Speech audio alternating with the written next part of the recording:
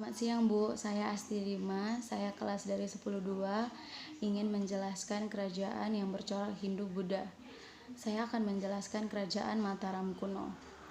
Kerajaan Mataram kuno adalah kerajaan bercorak Hindu-Buddha yang berdiri pada awal abad ke-8 Masehi. Kerajaan ini sering juga disebut sebagai kerajaan Mataram Hindu untuk membedakannya dengan kerajaan Mataram Islam yang berdiri pada abad ke-16 Masehi. Diketahui bahwa kerajaan ini adalah penerus dari kerajaan Kalingga.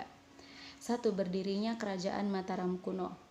Sejak pertama kali didirikan pada 732 Masehi, kerajaan ini sempat mengalami beberapa kali perpindahan ibu kota hingga akhirnya pindah ke Jawa Timur pada abad ke-10. Pada periode Jawa Timur, kerajaan ini lebih dikenal dengan nama Kerajaan Medang.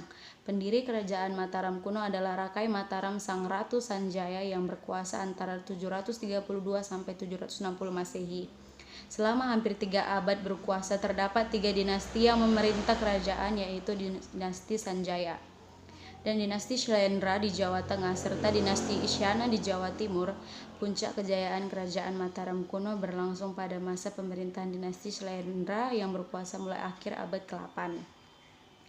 2. Letak kerajaan Mataram kuno adalah kerajaan Mataram kuno memiliki 2 periode berdasarkan lokasi atau ibu kota pemerintahannya. Pertama adalah periode awal kerajaan Medang, yaitu di Jawa Tengah di bawah Wangsa Sanjaya dan Shailendra, serta yang kedua ketika pindah ke Jawa Timur dan dikuasai oleh Wangsa Isyana.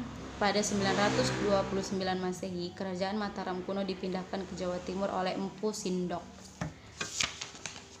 Lokasi tepatnya pusatnya kerajaan Mataram kuno periode Jawa Tengah diperkirakan berada di bumi Mataram atau Yogyakarta pada masa awal berdirinya di bawah pemerintahan Rakai Mataram Sang Sanjaya. Kemudian lokasi ibu kota kerajaan ini sempat berpindah-pindah, antara lain ke Mamrati pada masa Rakai Pikatan. Pada era Dyah Balitung, Rakai Watukura dipindahkan ke Povitu dan sempat kembali lagi ke bumi Mataram pada masa Dyah Wawa atau Rakai Sumba. Kemudian setelah dipindahkan ke Jawa Timur oleh Empu Sindok yang kemudian bergelar di Sri Maharaja Rakai Hino Sri Isana Wikramadarto Tunggadewa sampai 929 sampai 947 Masehi. Kerajaan Mataram kuno menempati pusat pemerintahan di daerah yang disebut Taum Wolang. Masa-masa berikutnya terjadi lagi perpindahan pusat pemerintahan kerajaan Mataram kuno periode Jawa Timur atau era dinasti Isyana, yakni dipindahkan ke Watubulah. Kerajaan Mataram kuno juga adalah kerajaan bercorak Hindu. Buddha-Buddha pernah berkembang di bumi Mataram. Sebutan lama untuk Yogyakarta sejak pertama kali didirikan pada 732 Masehi. Kerajaan ini sempat mengalami beberapa kali perpindahan ibu kota hingga akhirnya pindah ke Jawa Timur pada abad ke-10. 3. Nama-nama rajanya. Pada periode Jawa Tengah, 1. Rakai Mataram Sang Ratu Sanjaya, 2. Rakai Panangkaran, 3. Rakai Panunggalan alias Darindra, 4.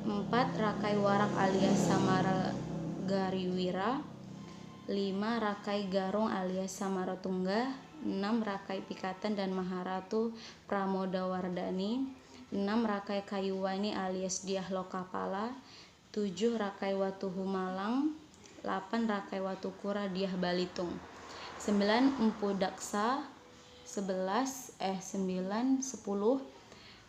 Rakai Layang Dyah Tulodang, 11. Rakai Sumba Dyah Wawa.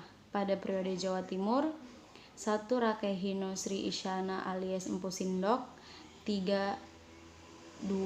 Sri Lokapala dan Ratu Sri Isana Tunggawijaya, 3. Makutawangsa-wardhana, 4.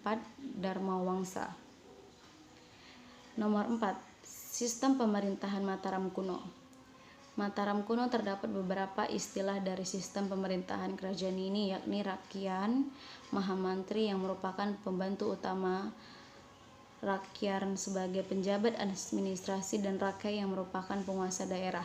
Kerajaan Mataram merupakan kerajaan yang sistem pemerintahannya adalah kerajaan. Sistem ini digunakan sejak berdirinya Mataram kuno di abad ke-9 hingga tuntuhnya berdiri di abad ke-11, dan dari sistem ini kerajaan Mataram kuno dikuasai oleh beberapa penguasa.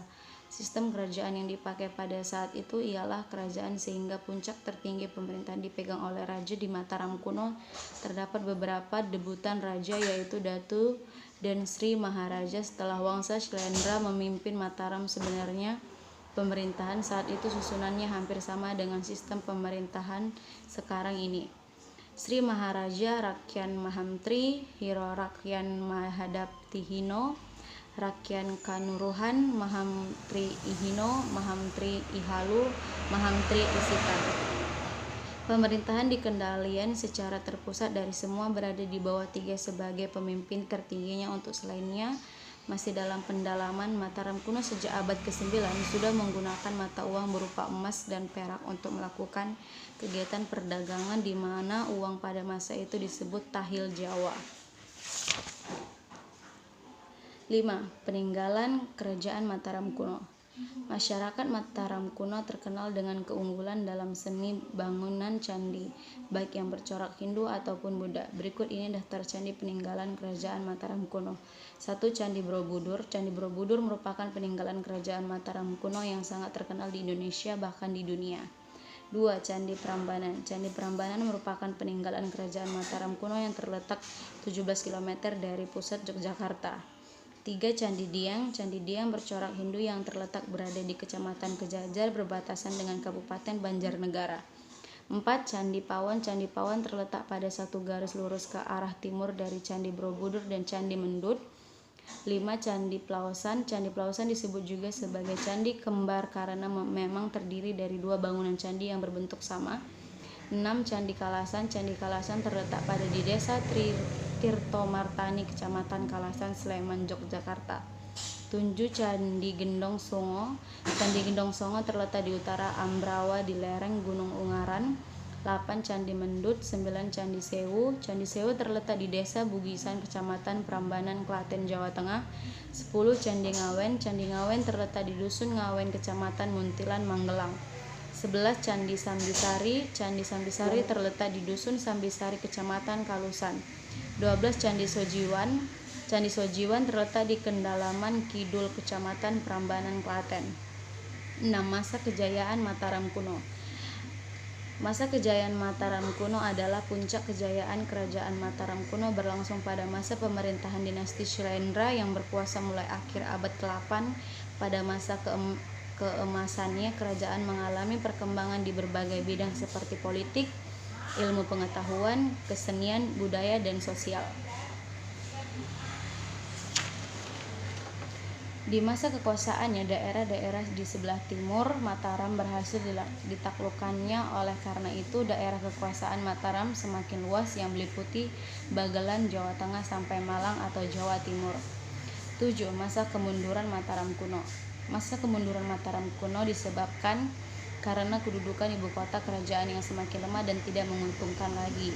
Antara lain, 1. Tidak memiliki pelabuhan laut sehingga sulit berhubungan dengan dunia luar. 2. Sering dilanda bencana alam oleh letusan Gunung Merapi. 3. Mendapat ancaman serangan dari kerajaan Sriwijaya.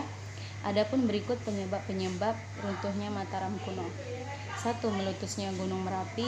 2. Lahar letusan gunung tersebut hampir menimbun seluruh bangunan candi. 3. Pada tahun 927 sampai 929 Masehi terjadinya krisis politik. Terima kasih. Ada kata-kata yang kurang baik, mohon maaf Bu. Saya Astirima. Terima kasih.